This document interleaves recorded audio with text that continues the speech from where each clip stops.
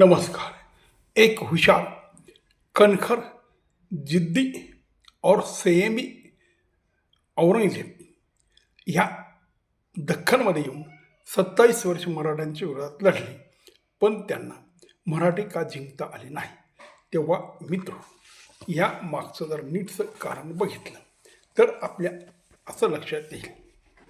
औरंगजेब बादशाह जेव्हा दक्षिणेत मराठी राज्यावर चालून आला तेव्हा त्यालाही आपल्या बळाची अशी नशा होती.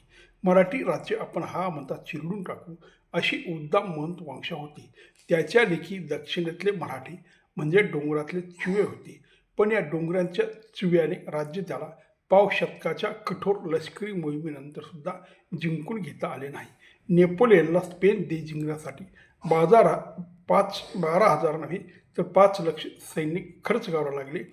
इतके करूनही त्या स्पॅनिश अल्सरने त्याची महत्वाकांक्षा सफल होऊ दिली नाही. इकडे दक्षिणेत औरंगजेब बादशाह दरवर्षी हजारो सैनिक खर्ची घालत होता, पण इतके करून ह्या मराठी अल्सरने औरंगजेबचा घात केला. खुद्द औरंगजेबालाही आयुष्याच्या अखेरीस कळून चुकले की आपण मराठी राज्य बुडवू शकत नाही, मराठ्यांना जिंकू शकत नाही. पण तो लढत राहिला, कारण लढत राहण्याशिवाय त्याच्यासमोर दुसरा सन्माननीय पर्याय नव्हता. युद्धामध्येच थांबून तो दिल्लीस परत जाऊ शकला नसता, कारण त्यामुळे त्याची प्रचंड नामुष्की झाली असती. 25-26 वर्ष मराठ्यांशी लढला आणि पराभूत न करताही अपयशी होऊन परतला, अशी त्याला हिंदुस्थानाच्या इतिहासात आपल्या कर्तबगारीची नोंद होऊ द्यायची नव्हती. तैमूरच्या या वंशजा आपण फार नामुष्कीचे होते म्हणून तो लढत राहिला, अगदी अखेरच्या श्वासापर्यंत. शेवटचा श्वासही त्याने शत्रूच्या भूमीतच घेतला. औरंगजेबची हिद्द, चिकाटी, ध्येयसिद्धीसाठी अखेरच्या क्षणापर्यंत परिश्रम करण्याची तयारी हे त्याच्या व्यक्तिमत्वाची उंची वाढवणारे गुण होते. तो शूर व निर्भय तर होताच, पण दक्षिणसारख्या हजारो मैलाच्या विस्तीर्ण टापून लष्करी मोहिमांचं संयोजन कसे प्रकारचे करायचे याचं ज्ञान त्याला मुळात अवगत होतं, हे कबूल करावं लागेल. लाखो सैनिक व शेकडो सेनानी असलेल्या लष्कराची ही प्रचंड मोहीम त्याने पाव शतक दक्षिणेत चालवली. ही हिंदुस्थानच्या इतिहासातील अपूर्व गोष्ट होती. मराठे अशा बलाढ्य शत्रूशी लढले, शत्रूच्या जिद्दीने व चिकटीने लढले. ही गोष्ट मराठ्यांना कीर्तिस्पद ठरली. आज हेतू हिमाचल साम्राज्याचा धनी त्यांनी पराभूत केला. त्यांचा पराजय इतिहासाच्या नियमात धरून होता.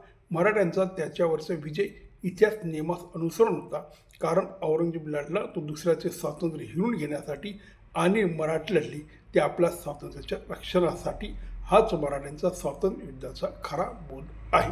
हे एका पुस्तकामधलं उतार आहे, जयसिंगराव पवार, मराठ्यांचे स्वातंत्र्य युद्ध. यावरून आपल्याला कळतं की औरंगजेब आणि मराठ्यांचे कशा पद्धतीचं युद्ध झालं आणि त्यात औरंगजेब का विजयी होऊ शकला नाही आणि मराठी का जिंकले. कारण मित्र, जेव्हा अमेरिकेने व्हिएतनामवर युद्ध लादलं तेव्हा एक छोटासा चिमुकला व्हिएतनाम अमेरिकेला जुमानला नाही आणि त्याने गनिमी काव्याने युद्ध केलं, जे मराठ्यांनी सुद्धा असंच युद्ध केलं. त्याच पद्धतीने अफगाणिस्तानसारख्या कमी लोकवस्तीच्या आणि छोट्याशा गरीब देशावर सुद्धा अमेरिकेने 10 वर्ष आणि रशियाने 10 वर्ष युद्ध केलं, पण दोघाही बलाढ्य सत्तांना अफगाणिस्तान पुरून उरला आणि त्यांना माघारी जावं लागलं. याच्या मागचं इतिहासातलं फार महत्त्वाचं कारण असं आहे की तो जो समाज जो स्वतःच्या स्वातंत्र्य युद्धासाठी लढत असतो आणि जे लढणारे बाहेरून आलेले असतात त्यांना ती भूमी बळकावायची असते, त्यांना तिथली साधनसंपत्ती मिळवायची असते, पण जे त्या देशातले नागरिक असतात त्यांना त्यांची ती मातृभूमी, त्यांची ती भूमाता त्यांना जिंकू द्यायची नसते, कारण त्यांची जमीन, जंगल आणि तिथला मानव हा त्यांचा खरा सोबती असतो.